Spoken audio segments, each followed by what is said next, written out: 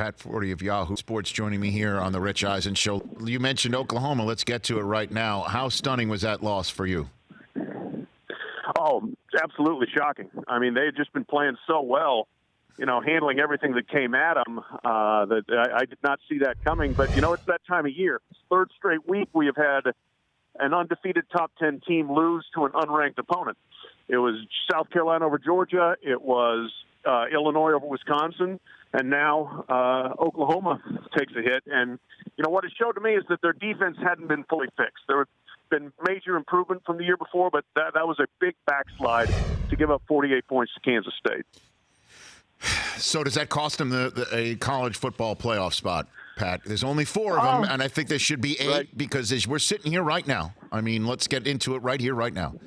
As we're sitting here right now, LSU and Alabama, we assume, is going to play a competitive game that will leave even the loser worthy of a playoff spot should the SEC championship game not take care of the winner of the game.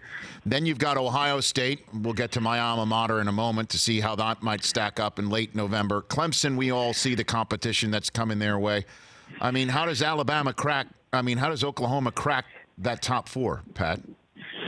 I don't think they do. I mean, they're up against it. The problems are, the rest of the league is pretty uninspiring. So, what looked like a big win over Texas, well, Texas just lost to TCU.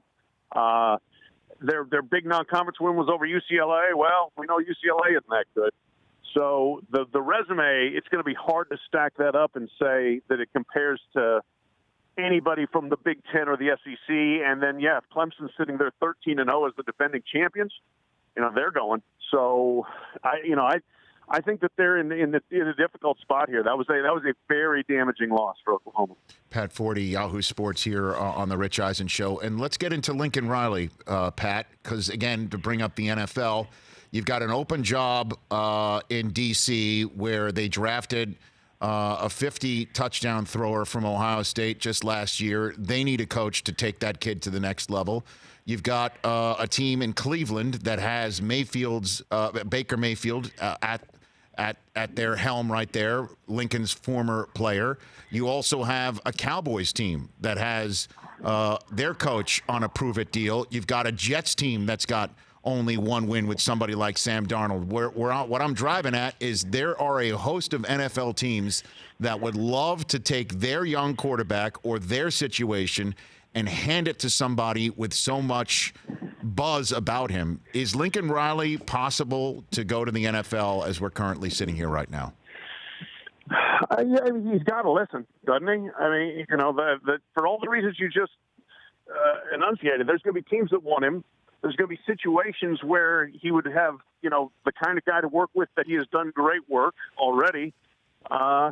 And I mean, if you want to, the dude grew up in Muleshoe, Texas. I bet he wouldn't mind coaching the Cowboys, if that one opens up. So, I think he would have to listen.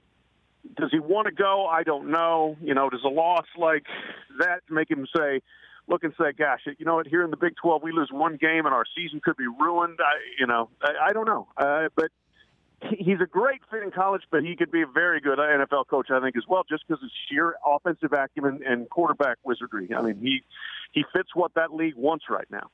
And do you think he would obviously just listen? Anything that you might hear going on at Oklahoma, or the fact that there might not be another quarterback currently in the pipeline that he could turn into a Heisman Trophy candidate, anything of that nature that might add some fuel to this fire that no doubt I think is coming figuratively to the NFL? Yeah, they've got the next 5-star there on campus, the wonderfully named, evocatively named Spencer Rattler, sitting there waiting in the wings. Who knows? There may be, another grad transfer that's out there saying, yeah, I can't wait to go try to spend a year with Lincoln Riley. So he's definitely not going to be hurting for talent to coach at Oklahoma.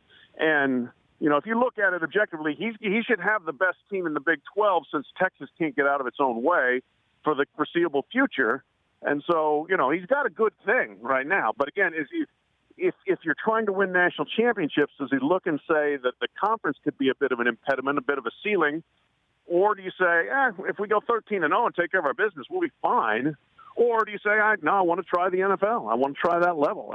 So it's really kind of, I think, just going to be kind of what moves him. But the opportunities are likely to be there. For more of The Rich Eisen Show, tune to Audience Channel 239 on DirecTV for free on BR Live or download The Rich Eisen Show app.